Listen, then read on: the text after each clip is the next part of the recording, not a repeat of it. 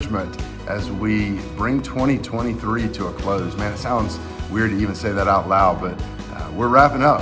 This year's over. We got our sights set on 2024. We always, as a church, take the last Sunday of the year off just as a way of saying thanks to our volunteers, to our staff that have served so faithfully to create amazing environments for people regardless of their age, regardless of kind of where they enter the faith journey. And so we hope you have a great time with family this week. But I wanted to take just a moment to say thank you to all the people that have served, to the staff, to the volunteers, those of you that have given and been generous to this church, to this mission, those of you that have invited your friends, that you've used your influence to invite people to come. So we've got old friends, we've got new, we're so excited for all of you. And it's just really been an incredible end to this year. Some of you have been around to hear, but we're at about a 30% growth track right now, which we're excited about. We set some records. One of our Christmas Eve services was either the most or the second most that we've ever had in a single service at our church. So that was a fun time. Candlelight service, that was the first time that we've ever done that. And so that was a great experience. We had about 37 people that were sponsored, either full or partial sponsorships to camp this year. So incredible investment in the next generation. We had over 200, you can see behind me the floor bag, over 200 of those went out to our homeless, our houseless friends in the community. All of the teachers, administration at Piney Grove Elementary School, our local Title I partner school with some just incredible teachers and administrators and families. Every one of those teachers and administrators got a gift from us and a handwritten note, which I think is pretty cool. We had 6 families that we supported through our small groups. Man, it was just an incredible run. Those are just a handful of the things that happened. And so we're so grateful for every one of you. We're excited for 2024 as well. So one last time, since we didn't have a live service today, I wanted to throw back to a message that I did earlier this year called How to Have Peace, or Peace when the world or your world or my world is in pieces. And I think this will be a helpful way to end 2023 and to look forward to 2024. We love you guys. Can't wait to see you. We're going to be right back in action on January 7th with a brand new series called Rescued. But enjoy today. Thank you guys for being who you are. Thanks for loving our community and making this a better place to live.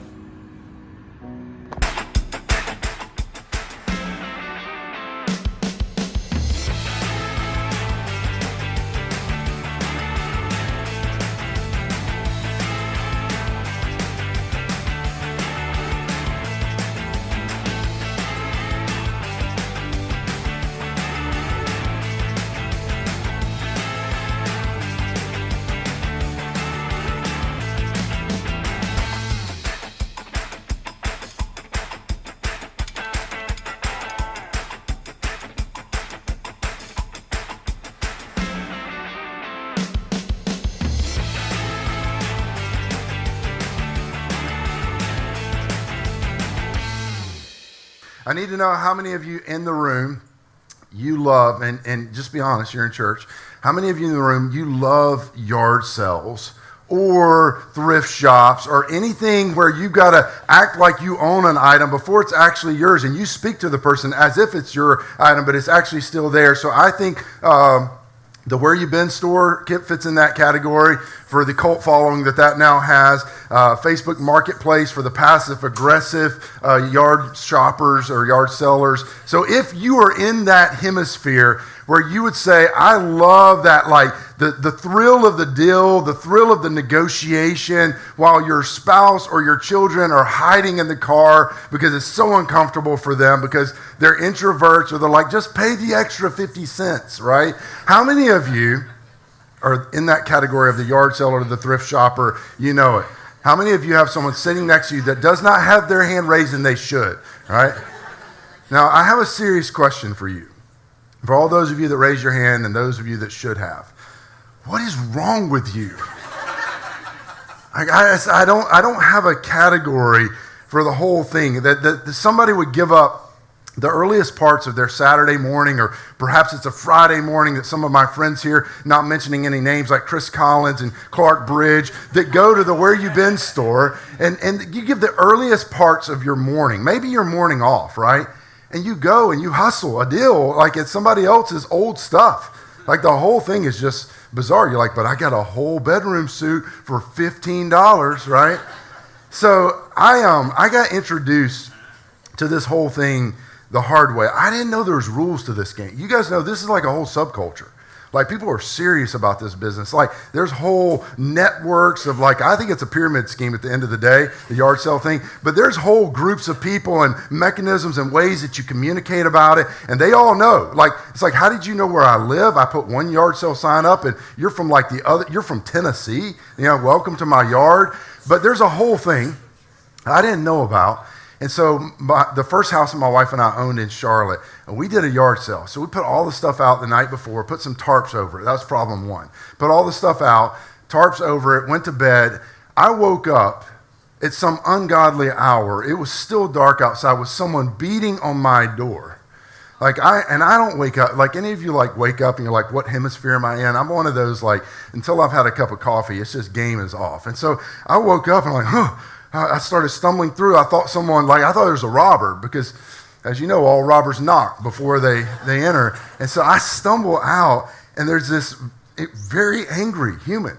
This lady's standing at my door, and she's frustrated at my lack of Chick-fil-A customer service value at this moment. And I'm thinking, I don't even know what city I'm in right now. I'm just opening the door. She's like, are you having a yard sale or not? I'm like, well, I'm kind of rethinking it right now. I'm like, no, I just have a bunch of stuff in my yard, ma'am. So I walk out in my pajamas. It's still dark. I don't know if I mentioned that. I haven't had coffee. And she mills around. I take all the tarps off. She mills around for several minutes. And here's the kicker. She didn't buy anything. And then she just left. And I'm like, but then I was just wide awake. I'm like, all right, well, here goes my Saturday. This is how it's going to go. And then for the next several hours, I kid you not, I had people negotiate on things that, it's like I was only asking $1 for it. I'm like, all right, so let me understand. I'm asking for 4 quarters and you want to give me 3. Why don't I just give you a quarter and you can just leave my yard and everybody will be happy, right? I'm the only person in the history of yard sales that lost. They're like, the guy on the corner is giving away quarters. You don't even have to buy anything.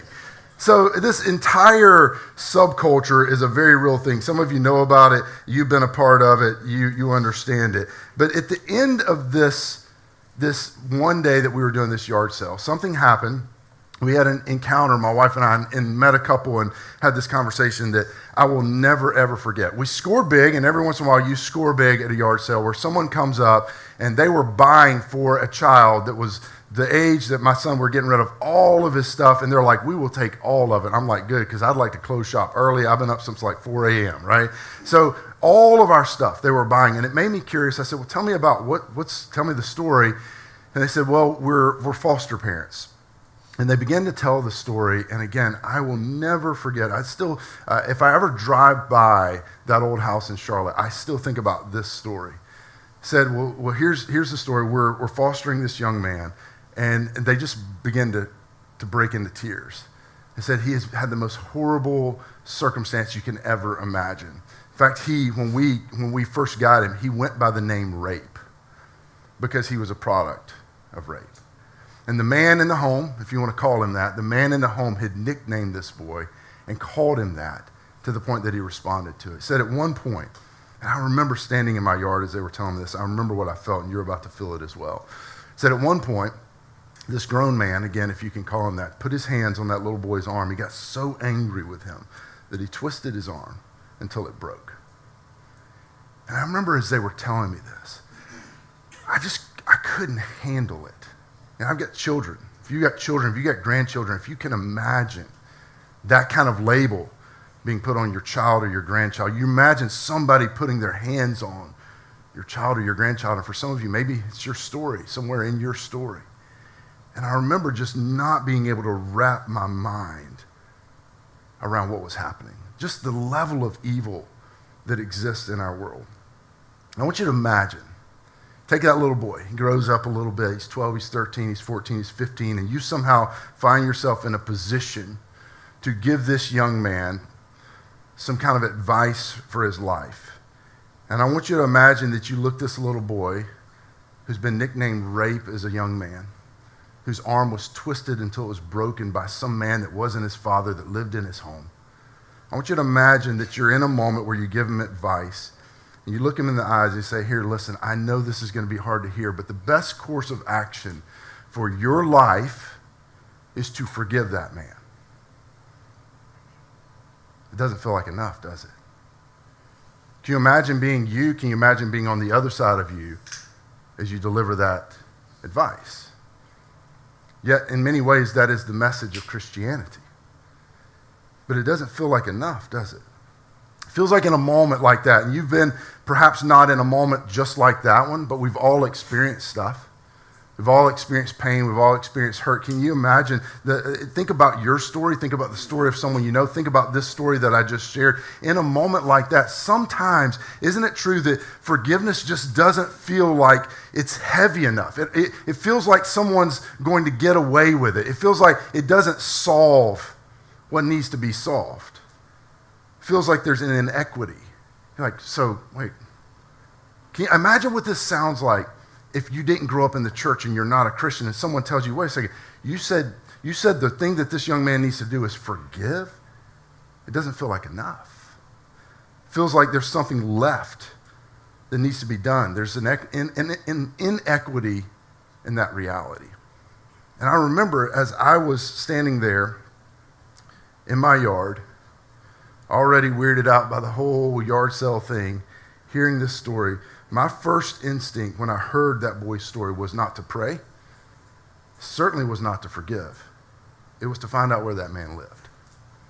And I think there's something in us that if I were to say today to you, like, man, if your world just lacks peace, maybe we know the world lacks peace, but what about your personal world? And maybe not in this moment, maybe you're in a good season, but at some point in the past, I promise it'll happen at some point in the future when your world is in pieces or you're lacking peace.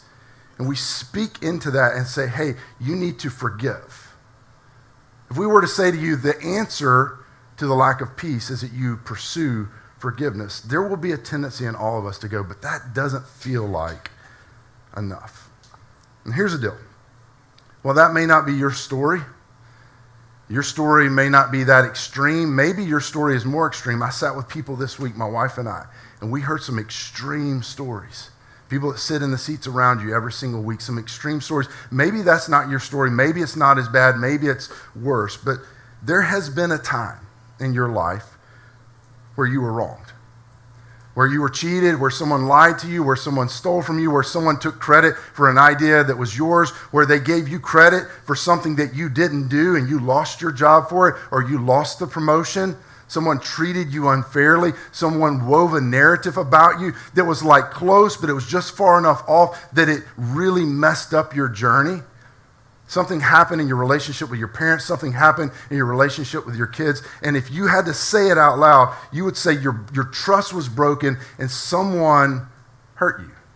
It's a part of human nature, right? And it's a part of humanity and it's a part of life. At some point, if you live long enough, you will be hurt. And we know, maybe you've heard this before, but hurt people tend to hurt people. And some of us sit in this room today with hurt. And some of it's as fresh as a week ago. Some of it's two years ago. Some of it's from your lifetime ago as you were a child. We sit here with hurt, and we don't know what to do with it. And wouldn't you agree that when you think of whoever they is, whoever the they is in your life, whether it's a corporate they, a group of people, maybe it's the church. I hear this a lot in culture now. It's just, I'm hurt by the church. Whoever it is, whether it's an individual or a group of people, whoever the they is that hurt you, wouldn't you agree that what they did in some way shaped you? Like it changes the way you respond the next time around when that same situation comes up. You're way more hesitant. You were in a relationship, you got hurt, and now you're guarded at every turn. Wouldn't you agree that in some way the hurt in your life shapes you? And wouldn't you agree with this as well? That how we respond, you and I include myself in this, how we respond to hurt in many ways shapes us as well. One of my seminary professors told me one time, he said, Chris, if you preach out of your weakness, you'll never run out of material. So I don't preach today from a position of strength to go, hey guys, let me tell you how Chris and Angie Brown have figured this out. But I speak today from a posture of just, this is a journey. This is a journey that my wife and I have been on for years, and some days better than others. But somewhere, somehow, you find yourself in the midst of this journey as well. And I think if we're honest, holding a grudge is a guilty pleasure. Like, isn't it true? Like that sometimes just having that conversation in your head with your boss that you're not actually going to have with them, you just feel better for a moment. You just tell them off in your mind. Those conversations you have in your mind with your ex because they're getting your kids to rally against you, and the conversation you have in your mind with that person who stole your childhood or with the person who's in the other political party, the other one. You're not going to say it to them. Well, some of you are like, no, I actually said it to them, right? But there's something about holding a grudge, like having these conversations in our mind that is a bit of a guilty pleasure. But let me ask you this, and I just want you to think about it. How's it working out?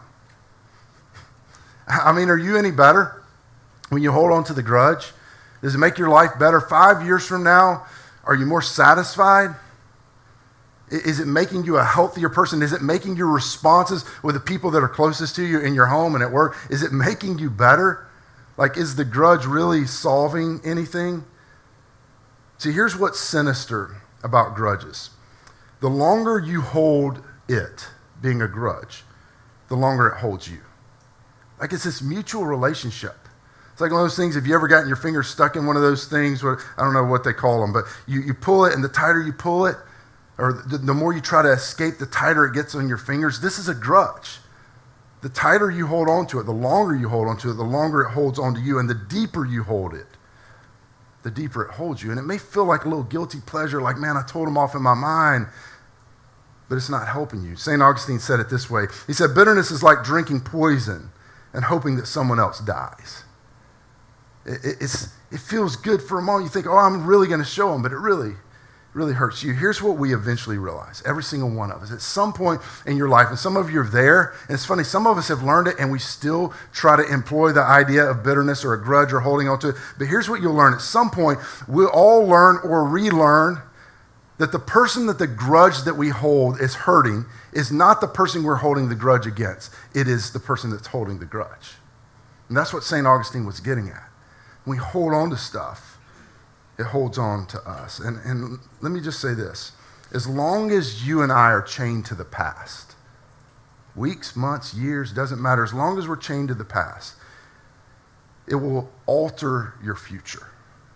That's just a reality. Now, let me just say this, and I want to share a couple things with you. For some of you, again, this is as fresh as last year. You're like, Chris, but if you knew my story.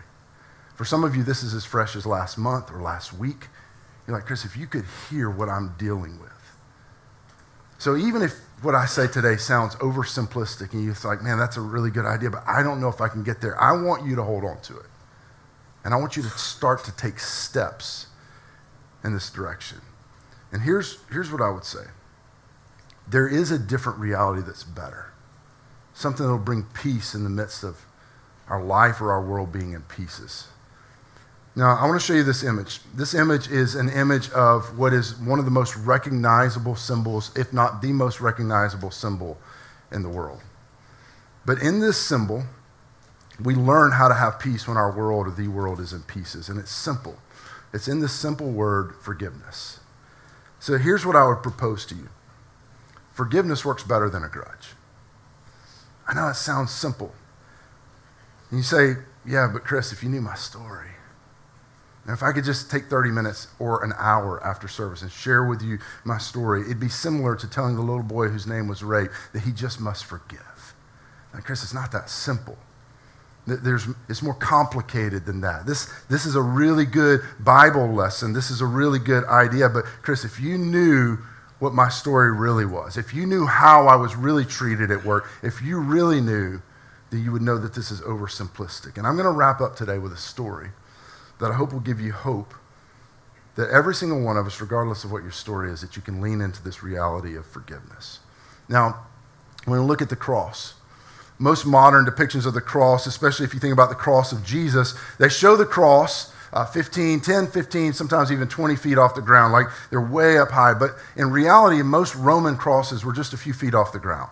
And the reason that they were a few feet off the ground was because the Romans, they had mastered torture, but not just physical, psychological.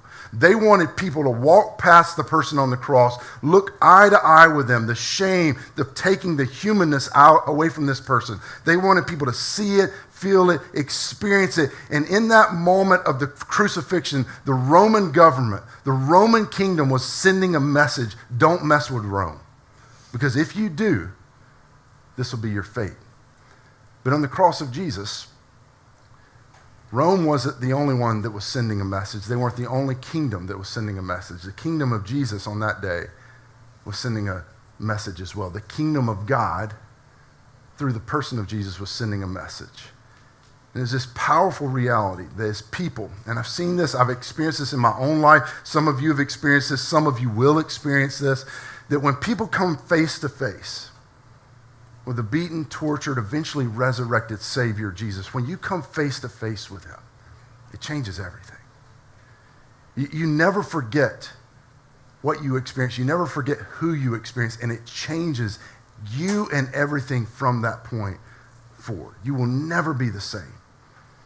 See, when you experience, and when I experience the power of the cross, when we experience the power of grace, when we experience the power of forgiveness, when we experience the power of salvation, when you experience all of those things, it's not just that you experience it, you now become a conduit through which others will experience it. And the thing that we learn from the cross, if I could sum it up, the most significant thing that we learn from the cross is the reality that forgiven people forgive people. That's the first step. Forgiven people forgive people. That is the message of the cross. So I want to read a couple verses today. Jesus inspired a guy named Paul, and when I say inspired, that's a very subtle way to put it. Paul had an encounter with the resurrected Jesus. He looked face to face with the resurrected Jesus. He saw this reality. He was a hater of the church. You should read his story at some point. He became one of the greatest followers and builders of the church. But his encounter with Jesus shaped him and changed him. He had been in charge of having Christians arrested. He had overseen them being killed. And so this man now stood in a place where he was building the very thing he tried to destroy. And Jesus and the cross and what he experienced inspired Paul to write these words. In Romans chapter 12, as Paul is writing to the Christians in Rome, starting at verse 17, this is what he says. He says, "Do not repay anyone evil for evil." Now, let me just stop and say, I appreciate the fact that Paul doesn't just put flowers and roses and nice smells around this. He says, look, he's not saying that evil doesn't exist. You only have to exist in this world for 10 minutes to know that it's real. He's not saying that evil doesn't exist. He is saying there is a pathway through it.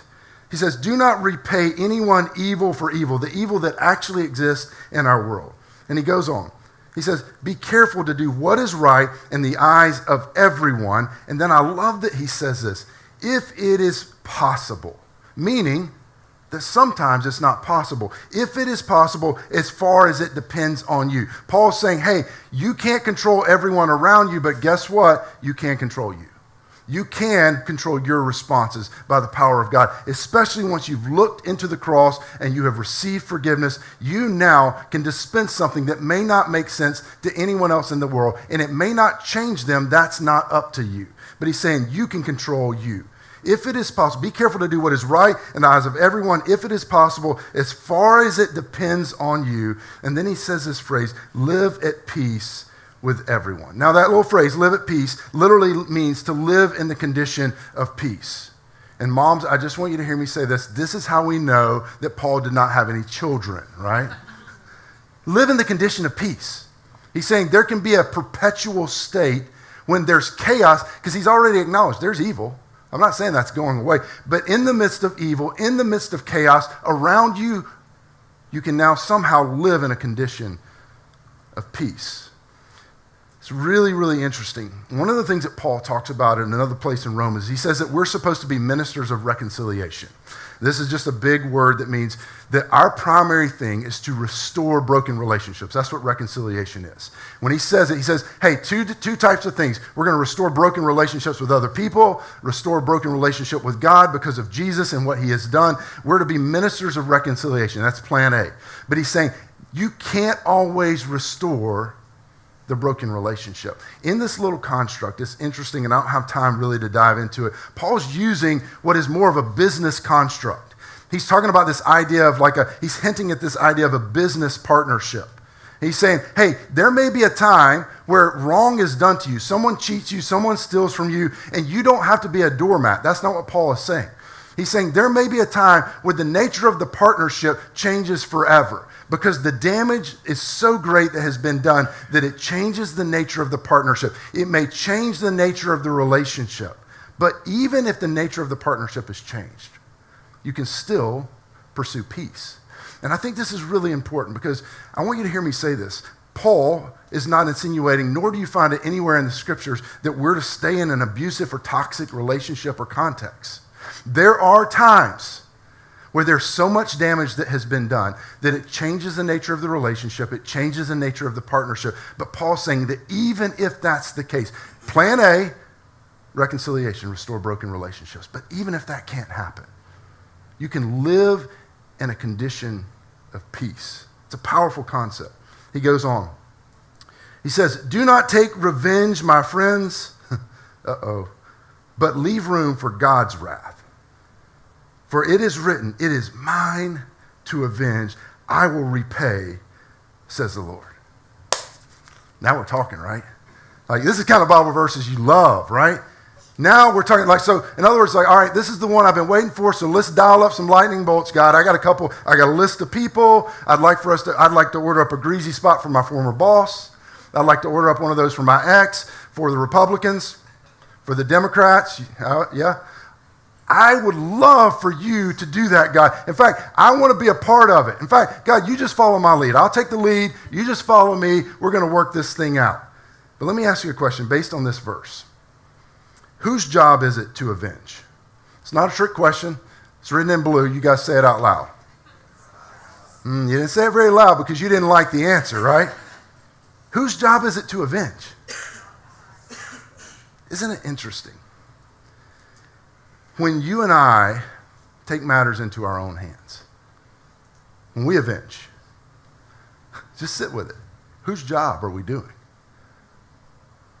Listen, most of us aren't very good at our job, let alone the job of God. He's really good at his job.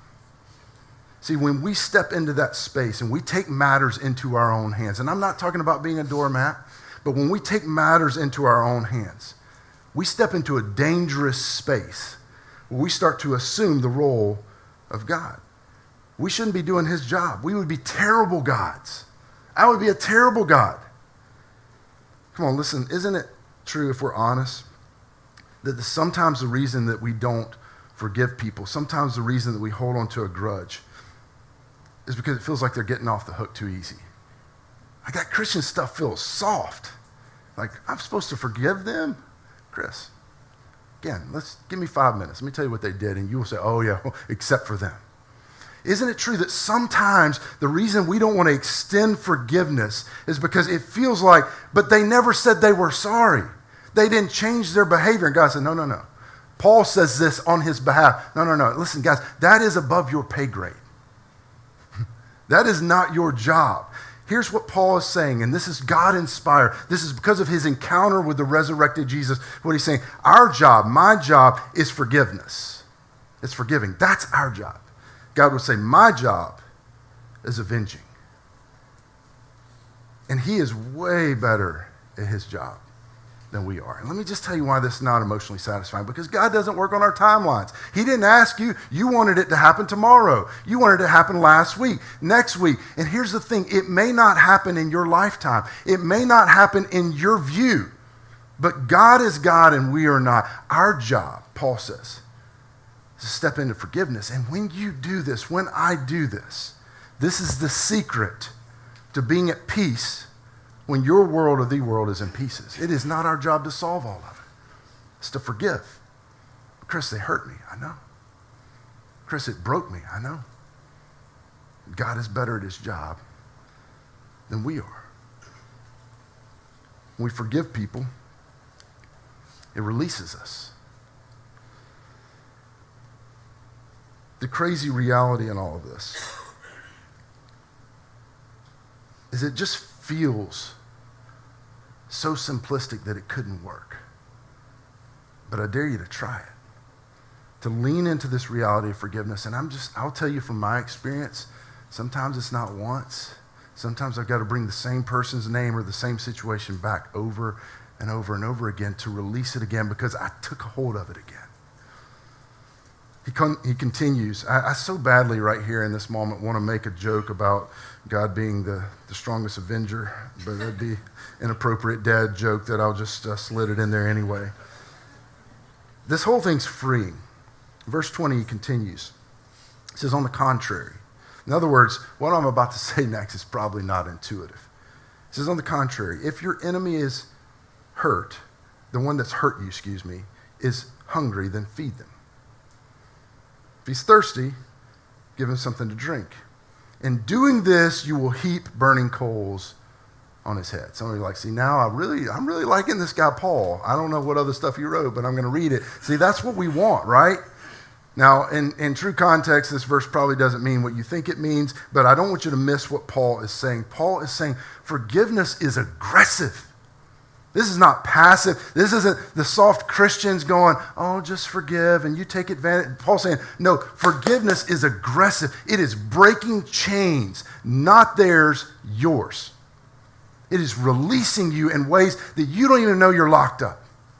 Breaks chains that have been around you since you were a child, since that marriage ended, since you lost the job, since they said that thing about you, whatever it is, it breaks chains. And Paul is saying, this is not passive. This is an aggressive thing, and it moves in, and it shatters something, and it brings peace in the midst of a place and a reality where peace would never be present. He ties it all together in verse 21. He says this, he says, do not be overcome by evil. In other words, don't be overcome by holding on to a grudge. Don't be overcome by trying to avenge yourself. It's just not going to work out. It says, don't be overcome by evil, but overcome evil with good. How? By forgiving. By stepping forward and taking hold of the thing that is our job. Forgive. It's a powerful reality. I want to go back to this idea of overcome is just key. See, when you and I try to be our own avengers, when we try to take care of it on our own, what ends up happening is we never overcome it. We just drag it to the next season, and we drag it to the next season, and one day something happens in a relationship, and they say, it seems like you're really angry about the bag of groceries, and it's not really about the bag of groceries. It's not really about the traffic on 485. It's that you've dragged it from season to season to season. And you've never been able to overcome. Remember, the thing we started with, the longer you hold the grudge, the longer it holds you. The deeper you hold the grudge, the deeper it holds you. If I could sum up Paul's words, there's 4 simple words that sum up all of what he's saying. And it's the words embrace, forgive, allow, and overcome. I want to walk through them. The first one is this. Paul says in this passage, you got to embrace God's forgiveness of you. Listen, you're forgiven. I'm forgiven, not because we deserve it, because Jesus did something that we couldn't do for ourselves. This is the power of the cross. See, this is a huge reality. When we embrace God's forgiveness of ourselves, you are forgiven. Listen, I want you just for a moment, revel in that. Forgiveness has been extended to you and to me that we did nothing to earn, that we could do nothing to deserve, and it's fully available to us. And here's the deal. For some of us, the person we have the most difficult time forgiving is ourselves. He's like, no, I did it to myself, or I did it to other people. I hurt people. If a righteous and holy God can forgive you, you can forgive yourself. This is a powerful dynamic to embrace forgiveness. The second one is you forgive. You embrace forgiveness, then you forgive, because forgiven people forgive people. And just remind yourself of the cross. When the hurt is done, just remind yourself of the cross and remind yourself of what is God's role in yours. The third one is this: allow God to avenge you. It's his job, not yours. It's not very emotionally satisfying sometimes. Listen, it's happened to my wife and I many times through the years where there's something that was said. And it's like, no, I didn't say that. No, I didn't do that. And so many times I've gotten this whisper in my heart and my mind that I could just know God was saying, Chris, let me handle it. You just stay focused. You let me handle it. Let me do my part. I will work it out. And I've seen so many times that God works it out. And then the fourth thing is this, and the last one really is a result of the first three. It's overcome evil with good. It's not something you do. It's really a result of the first three. When you embrace God's forgiveness of you, when you forgive because forgiven people forgive, and when you allow God to avenge you, the result is you overcome evil with good. You live in a way that no one else in this world lives. You overcome evil with good. Now let me just say what, if I was sitting listening to me, I would think. You say, yeah, that sounds really great, and I'm sure that works in preacher world. Like, that's good, but I have a real job. I mean, that's cool that you have you talk for 30 minutes or 40 minutes every week. But I have a real job and real pains. I have stuff that happens. Chris, this is not real. I don't have like junior high pain in my life. I have some real big league pain, some real stuff that affected my life. It affected my relationships with my kids, my parents, my people around me. It's real stuff. If you knew my story, Chris, you would know it's not really that simple. I want to close with a story that some of you are familiar with. It's the story of Louis Zamperini.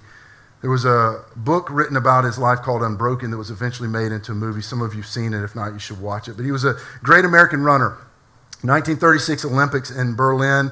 He did so well that he was expected to win gold the very next Olympics in 1940. But that Olympic run was canceled because of World War II. He decided to join the Army, and on a rescue flight over the Pacific, his plane crashed. And when his plane crashed, it killed everybody except for Louis Zamperini and two other men. It's an incredible story if you watch it, if you read the book or if you read the book or watch the movie. But they survived on life rafts, which this alone is terrifying to me, as they drifted 2,000 miles over 47 days. Eventually, sharks found them, started to rub up against the boat, and started to lunge onto the boat, to the raft, and they had to beat them away with oars. He said one night, this is Louis talking about this, he said one night, floating in the dark of the Pacific Ocean, he said he looked up to the stars in heaven and he said, God, if you're really out there, if you get me out of this, I'll give you my life. Day 47, they were captured by the Japanese Navy, and what he would go through in the next 2 years would make the previous 47 days look like a walk in the park. He was severely beaten. He was tortured. The conditions were just beyond imaginable. It's hard to even read what happened. But of all the men that beat him, there was one that stood out. His name was Matsushiro Watanabe. He was known as the Bird.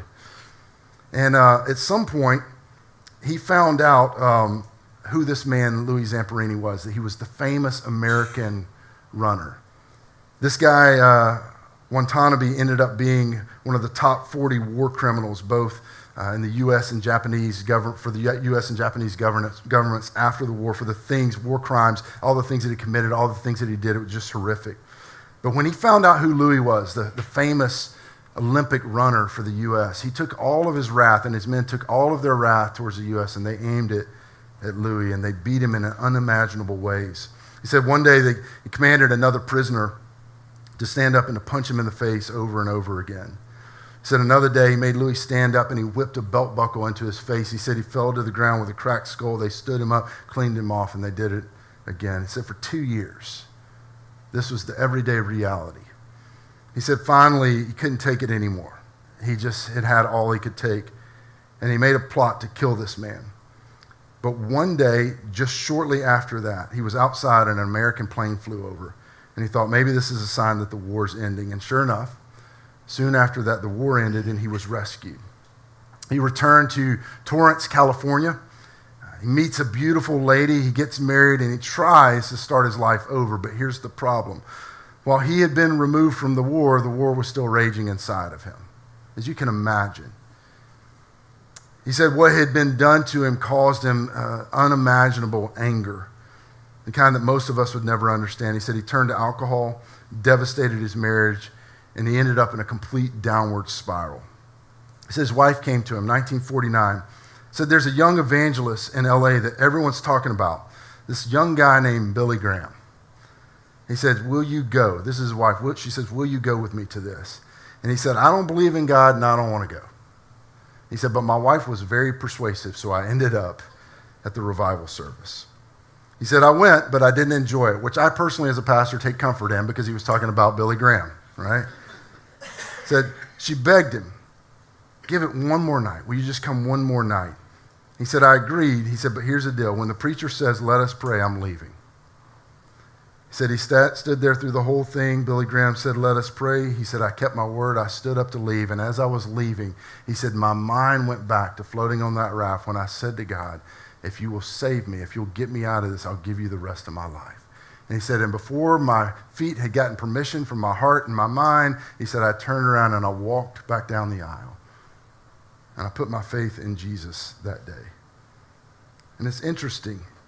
I want to put this image of the cross back up. When he walked down that aisle, this is what he walked towards. He walked towards forgiveness. He embraced the reality of forgiveness. And as you embrace the reality of forgiveness, it begins to change you, and it began to change him because forgiven people forgive people. Here's what he said. He said he began to overcome evil with good. This is his words. In an interview, he said from the end of the war up until that moment, he'd had nightmares every single night. But the night that he put his faith in Jesus and received the forgiveness of Jesus, he said he never had another nightmare the rest of his life. He said it was nothing short of miraculous. So in 1952, he went back to Japan where many of the guards that had beat him were now war prisoners. He went to them one by one. Can you imagine the PTSD, the panic attacks, just to walk back into that building and into those places? He went to them one by one to tell them, listen to this, that he had been forgiven and that he forgives them. He said several of the guards accepted Jesus as their Savior, but the main guy, the bird, Matsushiro Watanabe, was on the run, and many believed that he was dead. And then in 1997, a producer from 60 Minutes found him, and he asked Louis if he would write a letter to the man that had beaten him. And to wrap up, I want to read this letter. He said, as a result of my prisoner of war experience under your unwarranted and unreasonable punishment, my post-war life became a nightmare. It was not as much due to the pain and suffering as it was to the tension and stress and humiliation that caused me to hate with vengeance.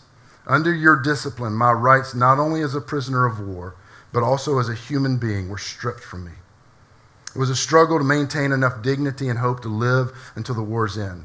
The post-war nightmares caused my life to crumble, but thanks to a confrontation with God through the evangelist Billy Graham, I committed my life to Christ. Love, listen to this, love has replaced the hate I had for you. Christ said, forgive your enemies and pray for them. As you probably know, I returned to Japan in 1952 and was graciously allowed to address all the Japanese war criminals at Sugamo prison. I asked them about you and was told that you probably had committed harikari, which is a form of suicide, which I was sad to hear. At that moment, like all the others, I also forgave you and now would hope that you also would become a Christian. Now, if you were Louis, if there's one person you wouldn't want to be in heaven with you, it'd be this guy. But forgiven people, forgive people. And here's what I want to leave you with this morning. Just maybe, if he can do it. I don't know. Some of us have got some really tough stories. But maybe if he can do it, we can too. And here's the thing that I want to tell you. It doesn't just release them, whoever the them is in your life. It releases you. It releases me. This is an ongoing journey. You don't graduate from the school of forgiveness one day and go, got it. It's an ongoing journey that you can pick up every day and go through a list of names and people and groups that you say, God, I'm going to let you do your job, and I'm going to do mine. My job is to forgive. And I'm telling you, this is how to have peace when the world is in pieces. It's how to have peace when your world is in pieces. I want to give you two final thoughts, and I want to pray for us. I said this earlier, but I just want to say it again. Forgiveness is not enabling. This is not about staying in an abusive relationship or a toxic relationship. Sometimes the nature of the partnership, the nature of the relationship is fundamentally changed because of the nature of the hurt and the harm. Maybe someone's not safe, but you can live in a condition of peace and you can forgive even if the nature of the relationship is forever changed. So my question is this: who do you need to release? My guess is a couple names came to mind. I think about all the people that I hear that are deconstructing from the church. It's never about Jesus. It's always about something they experience with the church. Maybe you need to forgive the church. Maybe you need to forgive your ex. Maybe you need to forgive that person that just cut you out at the moment where you needed them the most. Who do you need to forgive? The deeper you hold the grudge, the deeper it will hold you. So start the process. Hearing today's message will do nothing. Doing something with it will do something. Maybe you need to write a letter. Maybe you need to send a text. Maybe you need to make a phone call. Who's the person? What do you need to do? And the second thing is this. If forgiving people forgive people, let me ask you this question. Have you ever received the forgiveness of Jesus? Have you ever looked into the reality of Jesus on the cross and received that? I'm not asking about your church attendance. I'm not asking if you're trying to be good. I'm not asking if you're generous. I'm asking you, have you ever received the forgiveness of Jesus? Because forgiving people forgive people, and this is the thing that changes everything. If not, then nothing else matters. I want you to bow your heads and close your eyes. I want to just say a prayer for us. Some of you have been Christians for a long time. Others of you, you hear this message, you know for sure that you're not. I want to give you a prayer. There's just some handles that if you want to put your faith in Jesus, say something like this. And you just say it in the quietness of your mind. God will hear it. You just say, God, I'm confessing my need to be forgiven. Jesus, I believe that you died on a cross, that you lived a real life, died on a cross, and rose again. And while admittedly, I may not understand or logically be able to defend every detail, I'm asking for forgiveness. I'm asking for your work on the cross to be applied to my life. Please forgive me and save me. I want to pray for the rest of us. Father, give us grace. I just pray for every one of us that feel, even as I'm saying this, yeah, but, it doesn't feel like enough. Give us the grace to just try for a few moments, a few weeks, a few months to do our job, to forgive, to receive, to embrace forgiveness, but then to extend it to others. And God, I pray that you would do what you alone can do. Change the way we see people and bring peace to the world that's in pieces and to our worlds that are in pieces. We ask all this in the precious and the matchless name of Jesus.